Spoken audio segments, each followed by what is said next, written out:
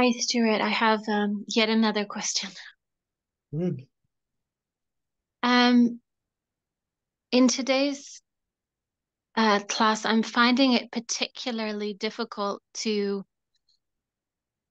be with my feeling around what I'm seeing in the world and completely innocent babies, children, and women just being killed in the most atrocious ways, and the world watching, and most of the world supporting it.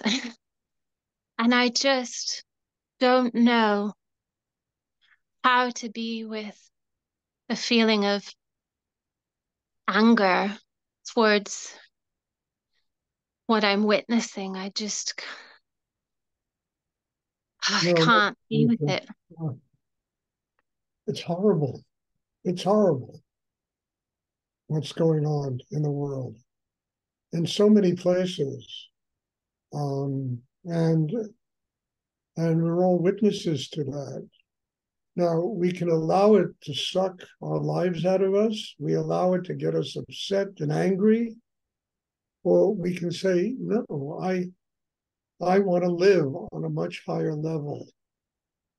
I want to build in myself a system that is strong enough that I can live with compassion, I can live with love, I can live with joy, I can share that with other people, not just verbally, but with one's actions, the way they live their life.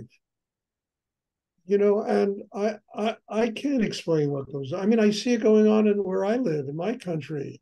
It's getting completely insane here with what's going on. I don't understand it, but I also have made a decision in my life. I will not live that way. I won't live that way. And if that's what has to go on, and look, if the world has to come to an end in the next 10 years, it'll start all over again somewhere, and then human beings will have an opportunity to maybe get it right the next time. I don't understand it, Leisha. I have no explanation. I know that I look at all that stuff and I say, my God, it's just simply horrible. I mean, I read an article this morning in the news how people in my country, they're threatening to kill every politician that doesn't have ultra right wing, you know, beliefs. I never heard of anything like that. Everybody had beliefs here, and they had elections, and people honored whoever was, elected. It's all over the world. What can I do about it? Can I fix that? I don't think so. Can I learn from it? Yes. Can I learn how not to live my life? Yes. Can I learn how to live with an open heart, with love, with compassion, how to use my activity to serve other people in any way that I can to help them grow in their life? Yes, I can do that. Can I fix the madness in the world? No, I can't do it. I can't get into the heads of these politicians and say, schmuck, it'd be much better to sit down and have pita bread and hummus, with somebody than to fight these stupid wars that are killing so many people. I can't do it, but I can nurture people who are here from Israel, and do the best I can, to help them build systems inside that allow them to live with compassion. So one has to absolutely recognize their own limitations and then say, what is it all about? Is it all about me getting my entire life sucked out of me because other people are insane? Or it is me about learning, profound lessons about how I don't want to live my life? Can I educate all these people? I don't think so. But can I educate a few people? Yes. I mean, they say, in the Jewish religion, if you save the life of one person in your lifetime, the gates of heaven open to you. And I think that's a very profound, you know, aphorism. It's very, very profound. The person we have to save is ourselves. Because if we save ourselves, then we can do some good to help somebody else who also wants to live with compassion, with love, with God inside them, with spirit. I can't fix. I mean, I even told you that I had a conversation with God. Years ago, I said, I can't fix all this. I can fix myself, and I can fix, anyone who wants to learn what I have learned in my life. I can help them to grow spiritually in themselves. Can I fix the politics of the world, the terrorism of the world, the insanity of the world? Who can fix it? And it's been going on since, as I've said many times, since Adam and Eve left the Garden of Eden. The world has been basically an insane asylum.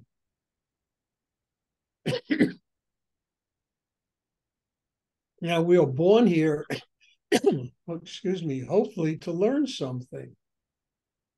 And I think we're born here to learn what not to do, how to open, to live with compassion, with love, to nurture people, to give life to people.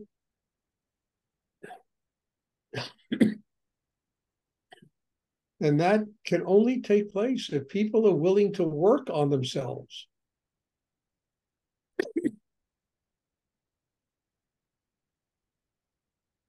I mean, you have these people, screaming Allah, Allah, while they're raping and killing other people. I mean, it's horrible. And then other people dropping bombs on cities. I mean, the whole thing is insane. But what is it teaching me? It's teaching me that God is love. And my job is to build me so I can experience that love. I can experience that level of depth and surrender in myself. And while I'm living in this stupid planet, I can work out my karma. And how do I do that? God is love. Otherwise, you come back here and fight these stupid battles over and over and over again. Until you finally learn God is love. And what does that do? It frees one. Happiness, joy, love is freedom.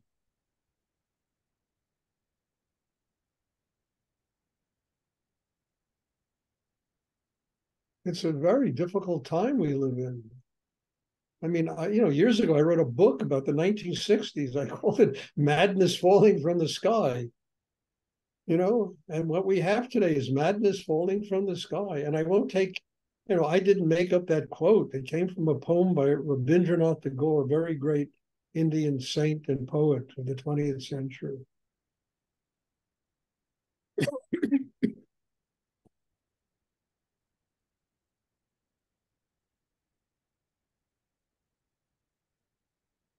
And it's eventually, I don't know. I mean, I have no answers to this except God is love.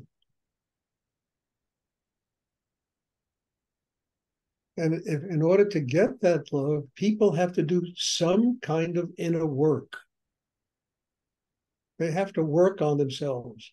They have to build a system that connects them spiritually. Otherwise, they're all in their heads, their emotions, their minds, their sex, and it becomes conflict, murder, terrorism, all the horror that goes on in the world. So unnecessary, but it's a product of people not working on themselves. They're in their minds. There's revenge. I'm going to get revenge. I mean, Gandhi said it, I mean, an eye for an eye, the entire world is going to get blind.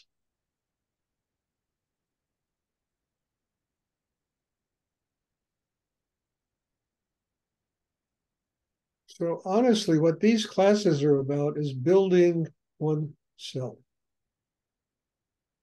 developing the chakra system, connecting with spirit, allowing the heart to open, feeling that joy, that love, that compassion for other people and the sufferings of other people. not to sit in judgment of anybody, but to truly open one's heart.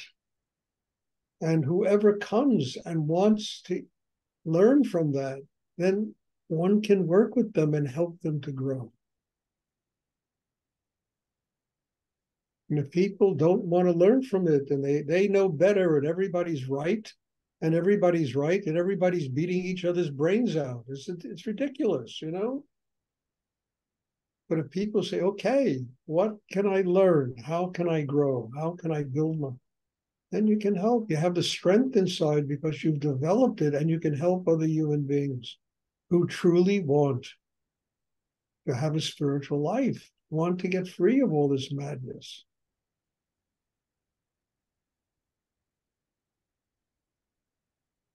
I don't have any other answer. I can't, no, nothing is going to fix all this stuff. And revenge just brings more revenge. Anger brings more anger. What comes back to you is exactly what you give off. Love will bring love. Compassion will bring compassion.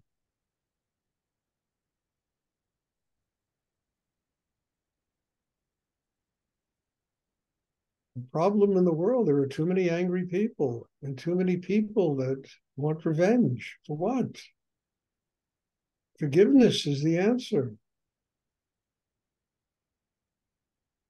That will, it's like an equilibrium. It allows revenge to level off. Just forgiveness.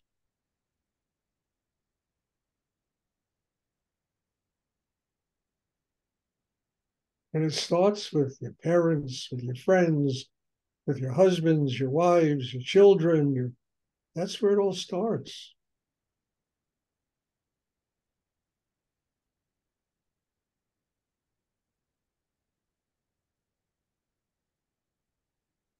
Can I fix this? Can anybody fix this? No, it's the Ukraine. Now it's the Middle East. God knows where it is next. You know, can anybody fix this? No, unless people take the time and make the effort to fix themselves. That is the only answer I can come up with. People have to learn how to fix themselves. If they learn how to fix themselves, the problem in the world will go away. But then you have 8 billion people here that have to learn how to fix themselves. It's going to take a very long time for that problem to go away. Meanwhile, those that do fix themselves, they free themselves from karma.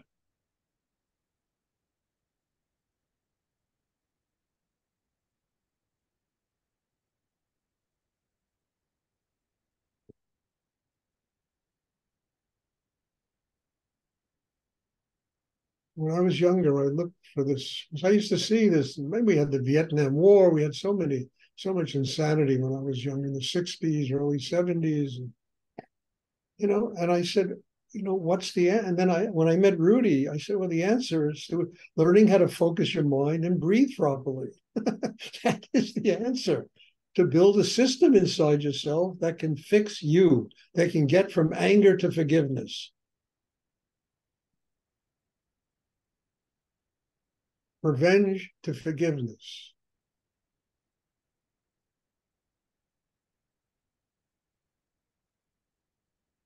It was all so simple.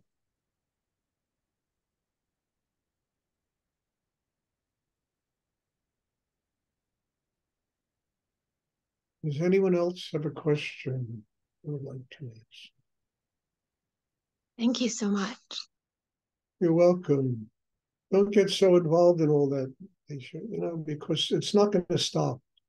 It'll stop in the Middle East. It'll start somewhere else. It's just the way the world is. Grow, get stronger, open. You know, find the Mother Teresa in yourself. You know that really is compassion for the human race.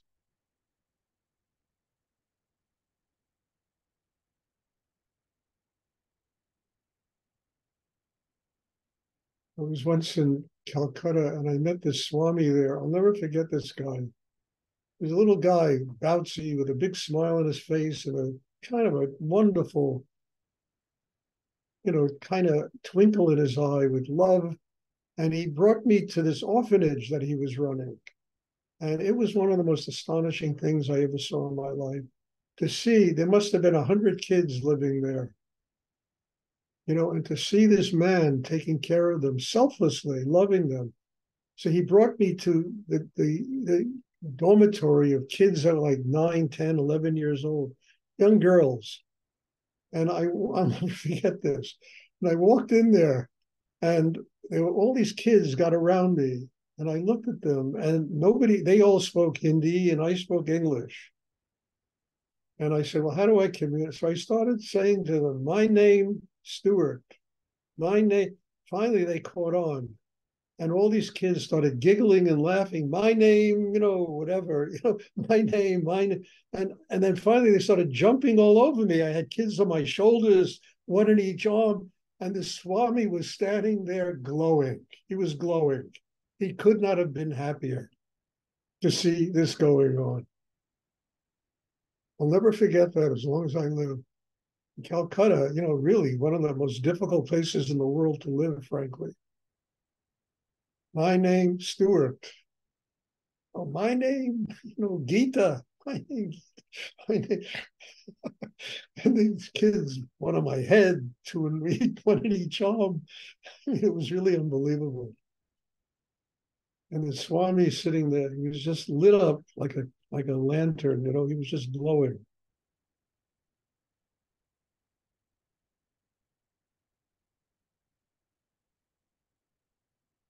I could have left, well, kids living in a they're poor, It was joyous. It was wonderful.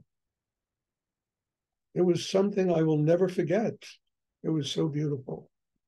And only because I went in there open and found a way to communicate with these kids, although I couldn't even talk their language.